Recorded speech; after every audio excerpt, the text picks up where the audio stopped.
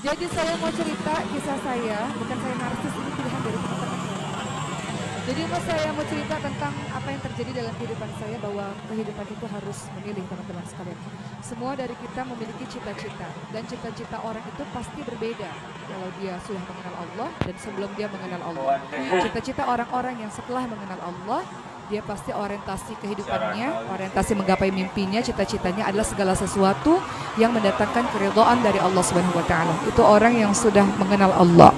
Begitu pula terjadi kepada saya, teman-teman sekalian. Secara singkat saya akan ceritakan kisah saya yang mudah-mudahan bisa membawa suatu kebermanfaatan. Saya berumur 30 tahun. Dan saya lahir di Batam, Kepulauan Riau, anak pertama dari 3 bersaudara. Tahulah pasti adik bungsu saya siapa ya. Ini kan generasi-generasinya Ria Ricis kan. Jadi saya lahir dan besar di Batam, Kepulauan Riau, dan masa kecil saya, cita-cita saya. Tema kita hari ini antara cita dan cinta kan. Saya mau bahas cita-cita saya dulu. Cita-cita saya adalah kalau setiap orang bertanya, "Oke, kecil kamu ingin jadi apa?" Saya selalu menjawab, saya ingin menjadi seorang artis. Saya ingin jadi selebritis, teman-teman sekalian. Saya pengen banget masuk TV dulu masa kecil saya.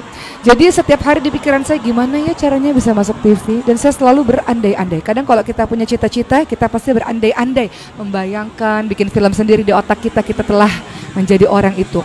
Maka imajinasi saya di waktu kecil adalah, karena saya ingin sekali menjadi seorang artis atau selebriti itu, saya sering sekali bercermin.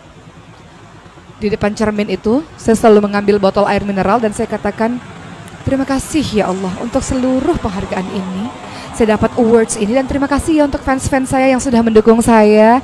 Jangan desek-desekan, semuanya dapat tanda tangan kok. Makasih lo udah support saya jadi dapat awards ini. Jadi umur 4 tahun saya sudah bercita-cita. Ingin sekali mendapatkan sebuah penghargaan, ingin menjadi seorang bintang film yang terkenal, ingin menjadi seorang artis. Jadi pernah pada suatu ketika saya pulang dari TPA, Taman Pendidikan Al-Quran. Biasa kalau sore-sore itu ada ngaji begitu kan di musola. Dan ketika saya umur 4 tahun, saya pulang mengaji, kemudian saya lihat ada orang sedang syuting nih, kayak bapak-bapak yang pegang kamera di depan nih. Jadi ada orang yang begitu-begitu gitu. Jadi pikiran saya, wah ini orang sedang syuting, kesempatan saya untuk masuk TV. Makanya saya menghampiri bapak tersebut dan kemudian saya berjoget-joget di depan orang yang sedang pegang kamera itu. Lalu pulang-pulang ibu saya bertanya, "Oki, kamu tuh ngapain sih tiap sore selalu aja buat ulah di depan orang-orang itu?" Saya katakan, "Itu orang sedang syuting ibu, Oki mau masuk TV." Itu orang bukan sedang syuting, itu orang sedang mengukur jalan. Teman-teman tahu nggak, orang mengukur jalan itu kayak orang sedang syuting begini-begini kan. Jadi ternyata orang itu sedang mengukur jalan, saya malah sibuk berpose di depan beliau itu. Jadi memang cita-citanya pengen banget jadi artis dulu, teman-teman. Kalau saya sekolah itu jam pelajaran sedang istirahat, nggak tahu nih, mungkin ini berbeda zaman ya. Dulu tuh ada artis terkenal namanya Messi. Jumpa lagi, itu lagunya tuh. Jumpa Messi kembali, itulah anak-anak zaman 90-an. Kayaknya beda generasi, ini nggak ada yang nyambung nih. Jadi dulu saya selalu nyanyi setiap istirahat dan saya menjadi tontonan teman-teman di kelas. Ya, karena saking obsesi pengen jadi artis itu loh teman-teman sekalian. Singkat cerita, saya ingin berpanjang-panjang. Kemudian dari umur 12 tahun, seluruh cita-cita itu saya tulis di buku harian. Cita-cita dalam bidang pendidikan dan cita-cita dalam bidang karir dari usia 12 tahun sampai umur 25 tahun saya menulis cita-cita saya dalam buku harian. Semakin berjalannya usia, cita-cita itu bertambah. Cita-cita tidak hanya secara sekolah, tidak hanya secara karir, tapi juga cita-cita dalam bidang agama, dan semakin kesini cita-cita dalam kontribusi kepada umat, dan sekarang sudah punya anak, cita-cita terhadap pendidikan anak. Jadi semuanya terekam rapi dalam sebuah tulisan di buku harian. Itu cita-cita. Kenapa ditulis? Karena setiap kali saya buka, saya selalu terpacu untuk meraih mimpi-mimpi saya dari hari ke hari. Kemudian akhirnya untuk mewujudkan cita-cita untuk menjadi seorang artis adalah ayah saya izinkan untuk saya mengikuti ekstrakurikuler di sekolah, asalkan sekolahnya baik. Dan alhamdulillah Allah anugerahi dari SD sampai SMA ranking 1, alhamdulillah. Sehingga itu membuat ayah saya mengizinkan saya untuk boleh berkegiatan yang lain. Maka di waktu SD saya ikut berpuluh-puluh kali lomba untuk mewujudkan cita-cita saya menjadi seorang artis, yakni lomba fashion show. Dan beratus-ratus kali ikut lomba, gagal total. Gak ada satupun yang menang teman-teman sekalian. Sampai kemudian dari sekian banyak kegagalan saya jadi belajar. Kenapa sih dia bisa menang? Kenapa saya kalah? Apa kekurangan saya? Apa kelebihan dia? Kalau dia bisa, saya pasti juga bisa. Kalau dia bisa, saya pasti jauh lebih bisa daripada dia kalau saya bekerja keras untuk memperbaiki kekurangan saya. Maka dari beratus-ratus kali kegagalan lomba tersebut di usia 13 tahun ketika naik kelas 1 SMP, dari yang gagal terus-menerus menjadi menang terus-menerus. Ternyata untuk mewujudkan sebuah cita-cita nggak langsung simsalabim abrakadabrak di posisi atas, tapi selalu harus melewati tangga 1, tangga 2, tangga 3, tangga 4, terus berproses teman-teman sekalian. Terus berproses. Hari ini kita bukan pengajian ya, hari ini kita motivasi nih hari ini ya. Jadi saya mau menghimbau teman-teman sekalian, kan banyak anak-anak kuliahan untuk meraih cita-citanya. Salah satunya adalah menjadi orang yang terus-menerus semangat belajar apapun yang terjadi. Dan dibingkai dengan kecintaan kepada Allah Subhanahu wa taala. Kemudian kisah saya dilanjutkan dengan pada akhirnya setelah kalah terus-menerus menjadi menang terus-menerus dan saya di blacklist, nggak boleh lagi ikut lomba fashion show karena saya sudah jadi dewan juri, diangkat jadi dewan juri. Kenapa? Semua ibu-ibu protes kalau Oki yang ikut lomba pasti menang, nggak boleh lagi jadi peserta, harus jadi dewan juri. Maka di usia 13 tahun setelah puluhan piala dikumpulkan, setelah gagal terus-menerus, beratus-ratus kali gagal, setelah itu menang terus-menerus. Jadi untuk teman-teman yang sedang gagal, biasa itu gagal adalah bagian dari pembelajaran. Dan biasanya kalau kita gagal, kita punya mental teman-teman, mental kompetisi, mentalnya nggak rapuh, mentalnya nggak lemah. Kita termotivasi untuk terus memperbaiki diri, termotivasi untuk terus belajar dan memperbaiki diri bahwa di atas langit ada langit lagi dan kita harus terus mengejar ketertinggalan kita. Bergaul dengan orang-orang yang hebat, bergaul dengan orang-orang yang senantiasa menuntut ilmu, membuat kita juga menjadi bagian dari mereka. Tapi kalau gaulnya sama orang-orang yang loser, orang-orang yang main-main terus, orang-orang yang menghabiskan harinya dengan pacar-pacaran, nggak penting, menghabiskan dengan gosip, menghabiskan waktu dengan berdandan terus-menerus, menghabiskan waktu dengan lihat Instagram 24 jam, orang-orang yang tidak ada manfaatnya seperti itu, kita akan menjadi orang seperti itu. Semua orang dikasih oleh Allah 24 jam sama. Tapi kenapa ada orang yang berhasil, kenapa ada orang yang tidak berhasil? Orang-orang yang berhasil manfaatkan waktunya dengan sebaik-baiknya. Ia berkejaran dengan waktu untuk terus menuntut ilmu, untuk terus-menerus mengisi dirinya. Tapi orang-orang yang santai-santai dalam hidupnya, ia tidak akan pernah jadi apa-apa teman-teman sekalian. Selain mungkin saja dia cuma jadi penonton keberhasilan teman-temannya. Tapi kita nggak mau jadi penonton, kita mau jadi orang yang bisa mewujudkan cita-cita kita. Dan itu diukir dari sekarang. Cita-cita kita tercapai diukirnya dari sekarang, dari masa muda kita. Masa potensi kita sedang besar-besarnya, kesempatan masih luas, waktu masih banyak untuk kita menuntut ilmu, sekarang dimanfaatkan dengan sebaik-baiknya untuk mengejar mimpi-mimpi kita. Singkat cerita, saya jadi dewan juri dan saya mendapatkan uang sendiri dari usia 13 tahun teman-teman sekalian. Dan tidak minta uang orang tua lagi dari usia 13 tahun. Saya bekerja di usia 13 tahun menjadi juri perlombaan dan MC. Jadi kalau teman-teman bertanya, saya mampu berbicara seperti ini dari mana? Telah diasah dari usia 13 tahun. Gak ada orang yang tiba-tiba cering, bim salabim langsung bisa, gak mungkin. Semua ada prosesnya. Jadi saya berbicara seperti ini diasah dari usia 13 tahun dengan menjadi seorang MC. Jadi dulu di usia 13 tahun jadi MC bayi sehat, jadi MC perusahaan yang sedang gathering, jadi MC seminar-seminar.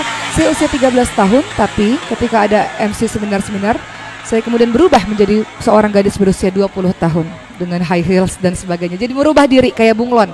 Hari ini lagi gaulnya sama siapa? Berubah diri. Hari ini lagi gaulnya sama siapa? Berubah diri. Lagi jadi MC bayi sehat sama bayi-bayi. Jadi MC festival band jadi anak gaul, ya. Topi dimiringin lah, gaya-gaya anak gaul. Jadi MC gathering perusahaan pakai jas, usia 13 tahun, bayangkan teman-teman sekalian. Kemudian pada akhirnya di usia 16 tahun, singkat cerita, saya lihat lagi buku harian saya dan semuanya rata-rata sudah di checklist. Jadi kalau saya punya cita-cita, saya tulis cita-cita saya di buku tersebut dan kalau sudah tercapai saya checklist. Termasuk pada saat itu cita-cita prestasi di sekolah, olimpiade di sekolah, atau prestasi di luar sekolah itu. Setelah saya lihat di buku harian semuanya sudah terchecklist. Maka saya katakan kepada ayah saya, izinkan saya pergi ke ibu kota di usia 16 tahun. Karena saya mau melihat dunia lebih luas lagi. Saya mau bertemu dengan orang-orang yang lebih hebat lagi. Saya nggak mau menjadi katak dalam tempurung. Saya nggak mau hebat di kampung sendiri. Saya mau melihat dunia lebih luas. Saya mau berhijrah, saya mau merantau. untuk mendapatkan kehidupan lebih baik, pendidikan lebih baik, berteman dengan orang-orang yang lebih pandai. Maka di usia 16 tahun ayah saya izinkan saya seorang diri untuk pergi ke Jakarta. Seluruh tetangga mengatakan, kamu nggak takut wahai ayahnya Oki melepaskan seorang diri anak gadis. Dan ayah saya percaya kepada saya karena melihat track record yang sangat baik pada saat saya berada di Batam, Kepulauan Riau. Dan orang yang sudah diberi kepercayaan berusaha keras untuk menjaga kepercayaan itu. Teman-teman diberi kepercayaan oleh orang tua untuk bisa kuliah, maka selesaikan kuliah dengan baik. Tidak jarang di antara orang tua kita sampai jual sawah untuk teman-teman bisa sekolah. Selesaikan sekolah kuliah itu dengan baik, jangan buat macam-macam. Terus mencetak prestasi, buat orang tua menangis bangga karena keberhasilan kita, bukan menangis karena kenakalan yang kita lakukan. Orang tua percaya kepada kita untuk kita kuliah, teman-teman kuliah di UNY pada hari ini. Maka jalankan amanah itu dengan sebaik-baiknya. Teman-teman gak disuruh kok untuk cari nafkah, enggak kan? Teman-teman hanya disuruh untuk belajar dengan baik, maka jalankan amanah itu dengan sebaik-baiknya. Maka singkat cerita, 16 tahun saya pergi seorang diri ke Jakarta. Tidak seorang diri sebetulnya, ibu saya menemani selama 3 minggu lamanya, lalu ibu saya pulang. Saya pikir saya adalah seorang hero, saya adalah somebody, karena saya sangat berprestasi di Batam, Kepulauan Riau. Tapi ternyata ketika sampai di Jakarta, saya adalah zero, saya adalah nobody. Di Jakarta orang-orang hebat sangat banyak. Di ibu kota orang-orang pandai sangat-sangat banyak. Saya bagai butiran debu, gak ada apa-apanya. Yang selama ini di kota Batam ranking 1, ketika sampai di Jakarta saya sekolah di SMA 1 Depok ranking 13. Ternyata yang pintar-pintar di ibu kota sangat-sangat banyak. Bagi setiap orang, masa SMA, masa yang paling indah, masa bergaul dengan teman-teman. Bagi saya, masa SMA adalah masa yang penuh dengan perjuangan. Usia 16 tahun, kelas 2 SMA pada saat itu, biasanya pulang sekolah teman-teman lainnya berkumpul-kumpul, berjalan-jalan dengan yang lain. Sementara bagi saya, ingat bahwa tujuan saya ke ibu kota adalah meraih cita-cita. Cita-cita saya ada 2 waktu itu, menjadi seorang artis dan ingin menjadi mahasiswi Universitas Indonesia. Makanya saya pilih ke Jakarta. Kemudian karena ketika kita sudah punya cita-cita, kita melakukan berbagai macam cara agar bisa mewujudkan cita-cita itu, teman-teman sekalian. Maka pulang sekolah, yang saya lakukan adalah saya pergi ke stasiun kereta api, saya ganti baju sekolah saya di stasiun kereta api, dan saya menjelajah kota Jakarta seorang diri untuk mengikuti beratus-ratus kali casting yang semuanya juga gagal total. Tidak ada satupun yang menerima saya untuk menjadi pemainnya dalam film atau sinetron mereka. Padahal untuk bisa menempuh satu tempat casting ke tempat casting lainnya membutuhkan waktu sekali perjalanan sampai 4 jam. Naik kopaja, naik bajai, naik kereta api dan sebagainya. Tidak mudah. Sementara ketika sampai di tempat casting, saya lihat ada orang anak yang wangi, pakai mobil ber-AC, disisiri rambutnya oleh orang tuanya, dibantu menghafalkan dialog oleh orang tuanya. Sementara si Oki remaja di usia 16 tahun sudah berpeluh keringat, sudah bau keringat, udah capek perjalanan 4 jam. Pulang sekolah jam 2 sampai ke tempat casting udah jam 6 sore. Casting sebentar, pulang lagi sampai larut malam. Terkadang jadi figuran yang kelihatan kakinya aja. Itu pun saya yang tahu itu kaki saya. Udah heboh-heboh, Bu, nonton ya, kasih tahu sama tetangga, nonton ya. Tapi mana nih, nggak ada Okinya, udah muncul kakinya doang tapi. Jadi figuran. Namun semua itu ada pembelajarannya, teman-teman sekalian. Kita nggak selalu harus tiba-tiba di posisi atas kan, di posisi bawah kita menikmati proses perjuangan. Semua dari kita punya kisah perjuangannya masing-masing kan, maka nikmati proses perjuangan itu, teman-teman sekalian. Jadi saya menikmati proses perjuangan itu dari awal, dari nol, sedikit demi sedikit, sedikit demi sedikit. Kemudian pada akhirnya dalam proses perjuangan pasti Allah akan kasih ujian demi ujian. Maka di tengah perjalanan hidup saya, Allah memberikan ujian berupa ibu saya menderita penyakit pemphigus vulgaris. Saya cerita sangat singkat ini karena saya nanti mau ceritain kalau ada waktu kisah Abdurrahman bin Auf. Jadi ketika saya sudah casting berulang kali, beratus-ratus kali, nggak ada satupun yang masuk, teman-teman sekalian, pada akhirnya saya mendapat kabar bahwa ternyata ibu saya harus dibawa ke Jakarta. Ayah saya menelpon dari Batam dan katanya ibu saya harus ke Jakarta. Sakit apa? Sakit pemphigus vulgaris. Apa itu pemphigus vulgaris? Penyakit kulit yang sangat langka yang membuat seluruh kulitnya melepuh seperti orang habis terbakar. Itu teman-teman tahu kalau orang habis terbakar basah kulitnya? Seperti itu. Jadi kalau pakai baju, bajunya diangkat, kulitnya ikut terangkat. Kalau baring di spray nggak bisa bangun karena kulitnya menempel di spray. Satu-satunya yang bisa menyelamatkan kalau tidurnya dengan alas daun pisang, jadi nggak lengket.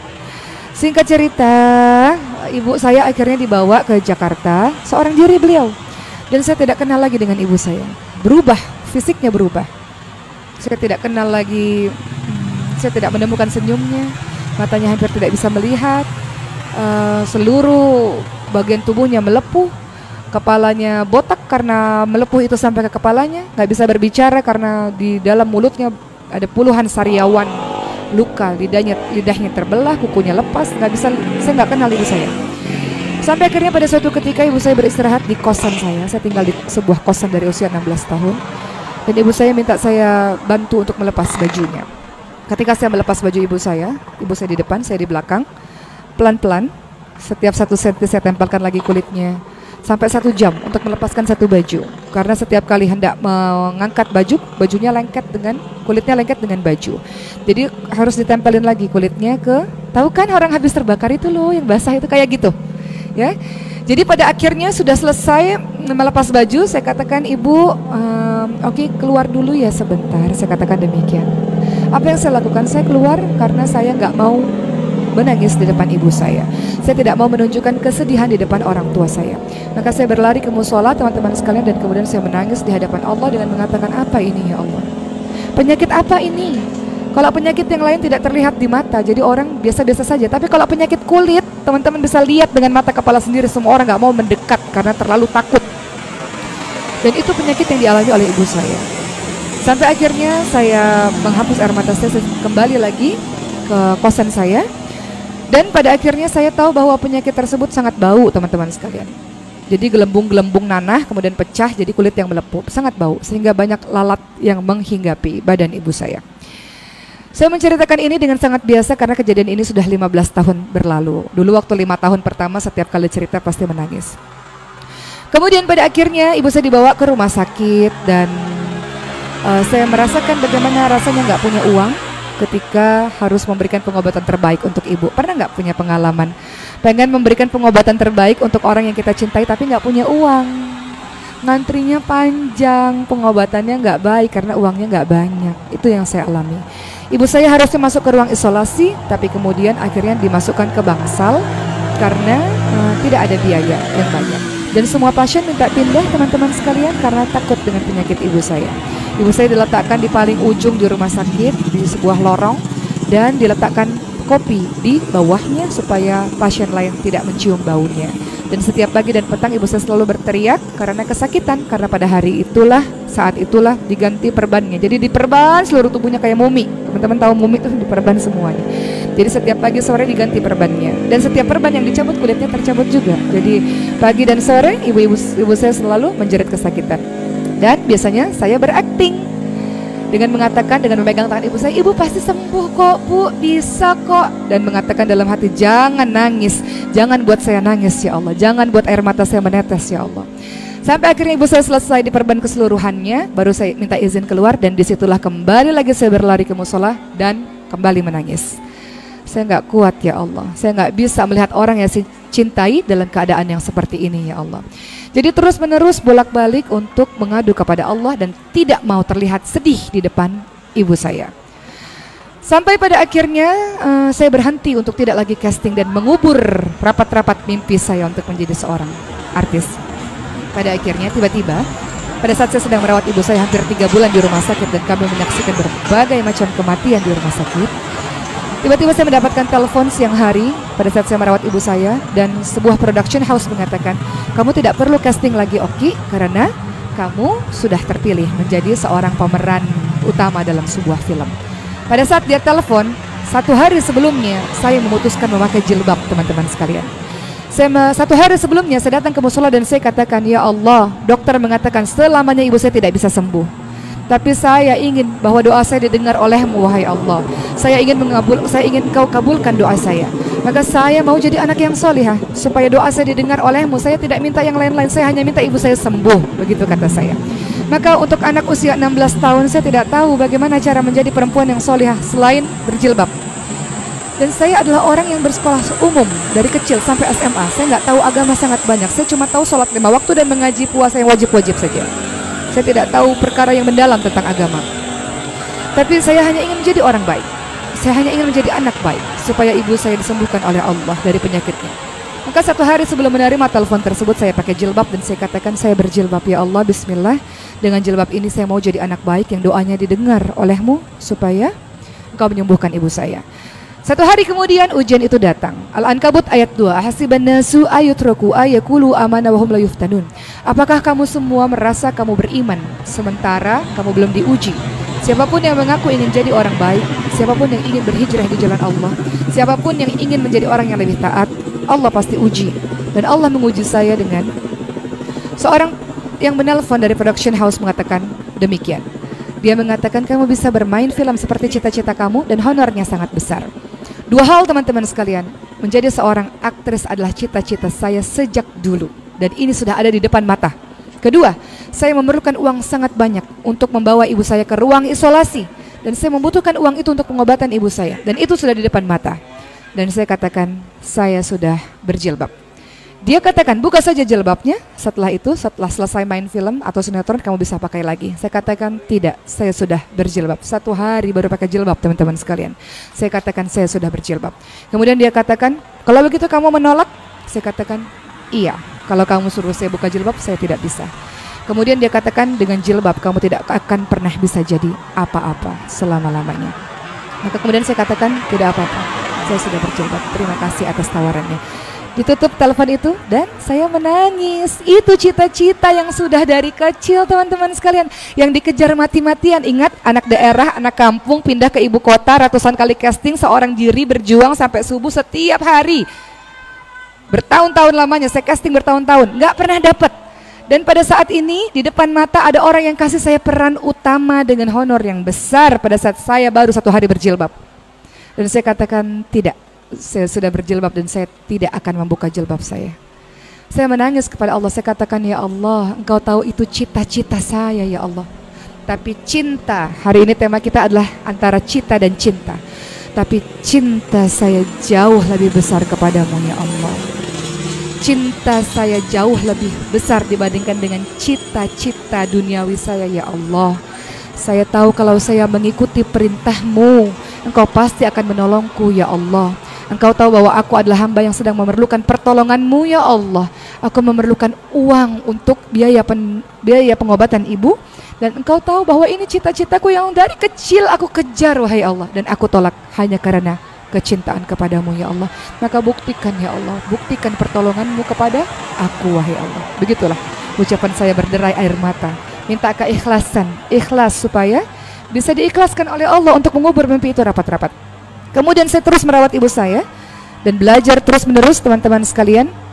Saya tidur di lantai karena kami pun tidak punya kasur. Ibu saya tidur di kasur, tapi saya tidur di lantai karena saya nggak punya kasur. Jadi saya tidur di lantai. Jadi selama hampir 3 bulan saya tidur di lantai rumah sakit, teman-teman sekalian, sambil belajar persiapan UMPTN atau dulu namanya SPMB, seleksi penerima mahasiswa baru.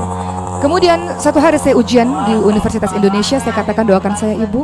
Dan ketika saya ujian, saya minta sama Allah, tolong hilangkan pikiran kepada ibu saya sejenak supaya saya bisa fokus untuk belajar dan mengerjakan ujian.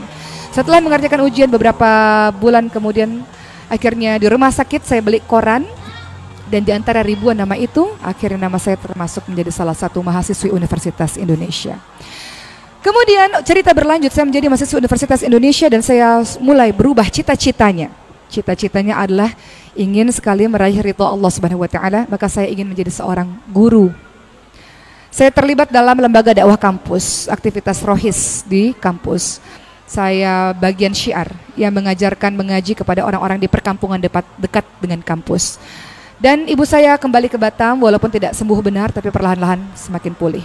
Cita-cita saya berubah dengan dasar kecintaan kepada Allah Subhanahu wa taala. Dengan dasar terus-menerus belajar agama Allah, sehingga cita-cita saya tidak lagi menjadi seorang artis, saya ingin menjadi seorang pengajar. Saya ingin jadi dosen, saya ingin jadi guru ngaji, begitu. Dan untuk mengusir kesepian saya menjadi guru ngaji, teman-teman sekalian. Setiap pulang sekolah, saya menjadi guru ngaji di dekat kosan saya. Kemudian pada akhirnya, ketika tahun kedua saya kuliah di Universitas Indonesia, tiba-tiba ada audisi Ketika Cinta Bertasbih, dan saya ikut. sebab saya ingin bertemu dengan penulis idola saya, Habibur Rahman El-Shirazi. Beliau merubah hidup saya. Dengan bukunya, dengan novelnya, beliau merubah Oki yang tadinya tidak terlalu kenal dengan agama menjadi Oki yang berusaha mengikuti karakter-karakter yang telah digambarkan oleh beliau di novelnya. Salah satu karakter yang sangat saya cintai dan sangat saya idolakan adalah Ana Altafonisa. Sangat saya cintai, sangat saya idolakan. Saya katakan kepada Allah setelah saya menutup novelnya, ya Allah, jadikan saya Ana di dunia nyata ya Allah, dengan kecintaannya kepadamu ya Allah, dengan baktinya kepada kedua orang tuanya ya Allah, dengan semangat menuntut ilmunya ya Allah, jadikan saya Ana di dunia nyata.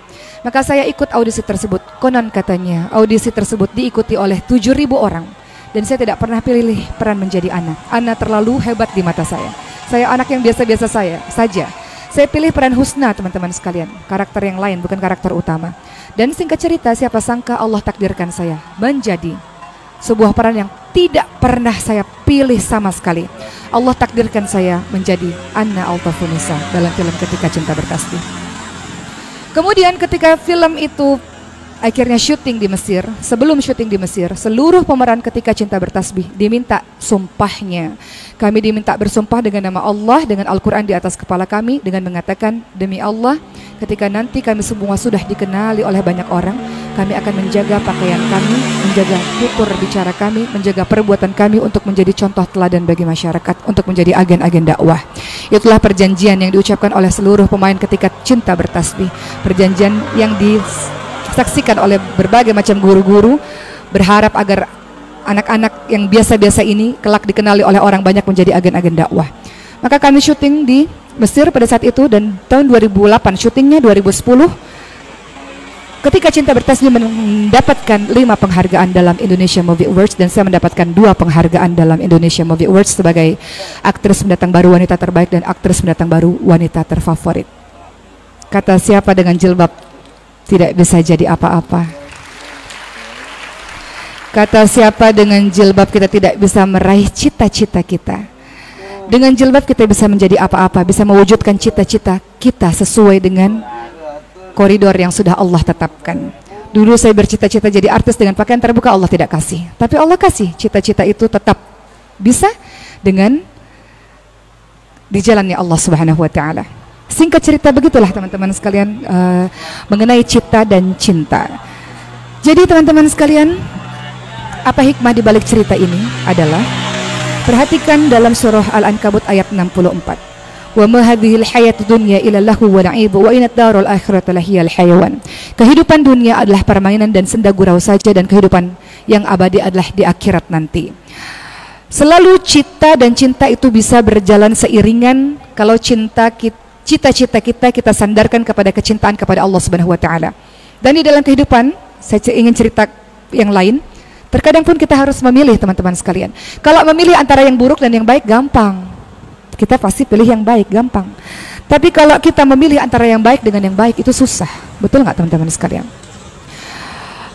Memilih antara yang baik dan yang baik, antara cita dan cinta ini juga terjadi kepada diri saya. Saya terus memilih untuk melanjutkan sekolah saya.